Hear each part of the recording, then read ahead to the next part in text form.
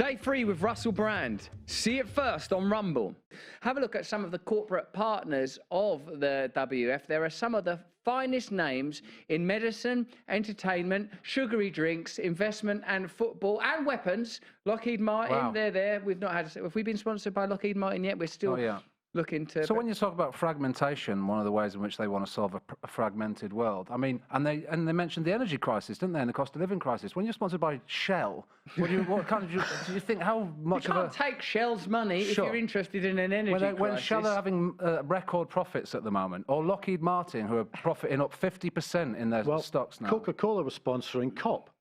Considering the pollution levels of plastic, the worst plastic polluters in the world. So there's baked-in hypocrisy. That's one of the things. It's not only that, though, is it? It's that surely this will affect. That's how they can do it. It's also about ethical governance as well. And they wrap it around you. So social responsibility is now morphed into, for instance, ESG and so on. So you're taking some good values there about environmental sustainability, corporate governance, ethical behaviour and management, providing aspects of community re-engagement and transformation in areas that have been sort of hollowed out in terms of deindustrialization over the last 40 years. These are good ideas, but it's rhetoric. And what's happening is these institutions, whether it's from a corporate point of view, a technocratic point of view, or a political point of view, there's been decline for decades. If you look at what's happening in this country, the industrialized areas have been completely hollowed out for 40 years. And nothing has rebooted. We get a lot of cheap talk from governments going on about northern powerhouses and so on, but it's not happened. We've got forgotten communities, and people in those communities, what's happening right now in Davos is so far removed from them, and it's not addressing their needs.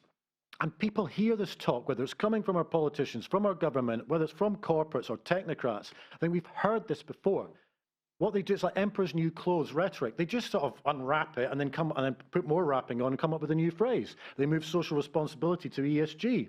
But meanwhile, communities are getting poorer, more and more people in poverty. We've got a cost of living crisis, an energy crisis.